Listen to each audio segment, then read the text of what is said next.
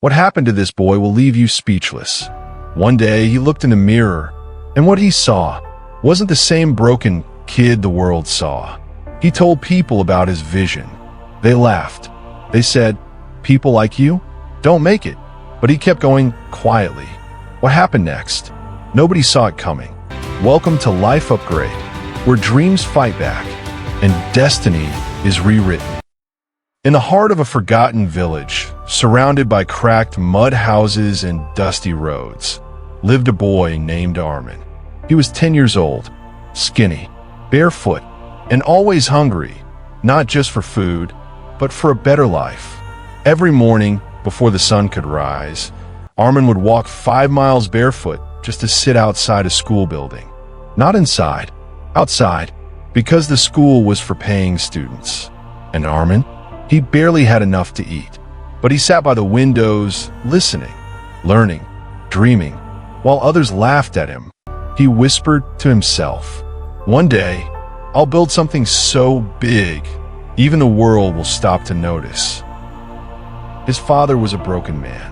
After years of labor and no reward, he'd given up. "Stop daydreaming," he'd yell. "People like us aren't meant to fly." But Armin? He believed differently. He believed dreams were free, and hope was worth more than gold. At night, under the dim light of a street lamp, he would draw plans on the sand with a stick, tiny blueprints of machines, inventions, buildings. No paper, no pen, just a dreamer sketching a future no one else could see. At 15, Armin left his village with a cloth bag, 2 stale chapatis, and a dream stitched in his heart. He went to the city. He knocked on every door he could find. Shops, factories, workshops. He begged, "Please, I'll work for free. Just let me learn." And every door slammed. Some laughed in his face. Some told him to go back where he came from. But one day, a mechanic named Rafik let him stay. No salary, no bed, just space in the corner and a promise. Watch, learn, don't get in the way. And so Armin learned. He slept on the cold floor beside engine oil and rusted tools. He watched every move Rafik made. He fixed broken machines with nothing but instinct. And within 2 years, Armin became the best in the city. But no one knew it yet. One rainy night, a rich man's car broke down in front of Rafik's shop. No one could fix it, not even the experts. But Armin walked up quietly and said, "May I try?" The man smirked. "This is a German engine. You're just a kid." But Armin didn't flinch. In 10 minutes, the engine roared back to life. The man stared. "Who taught you that?"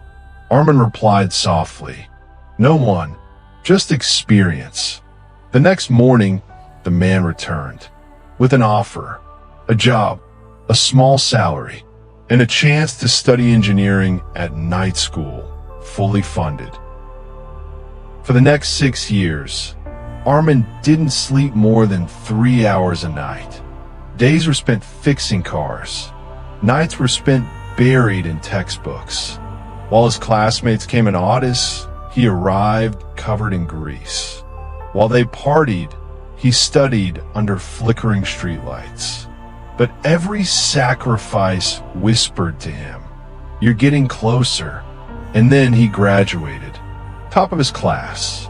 But that wasn't the end, because Armin wasn't chasing a job. He was chasing a vision. He dreamed of building machines that could help his people.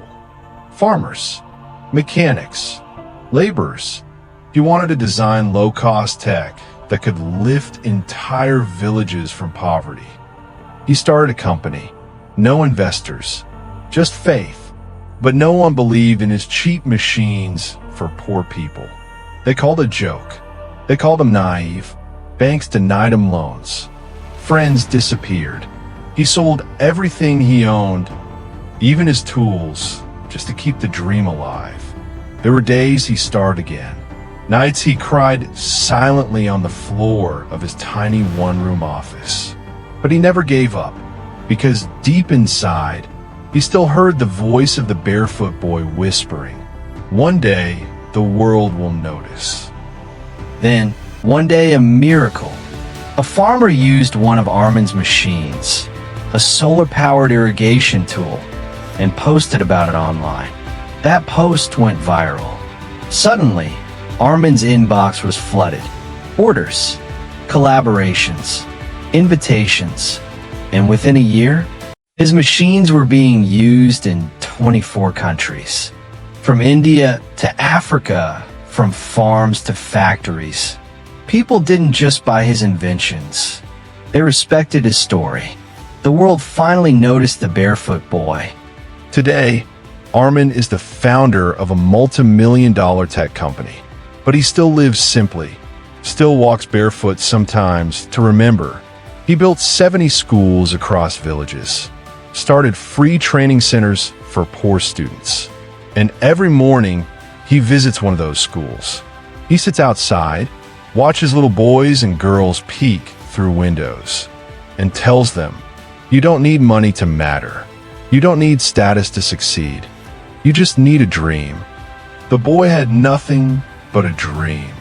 And that dream, it changed not just his life, but thousands of others. So if you're watching this right now, and you feel broken, lost, forgotten, if all you have is a dream, hold it, protect it, feed it, because dreams, no matter how small, can shake the entire world.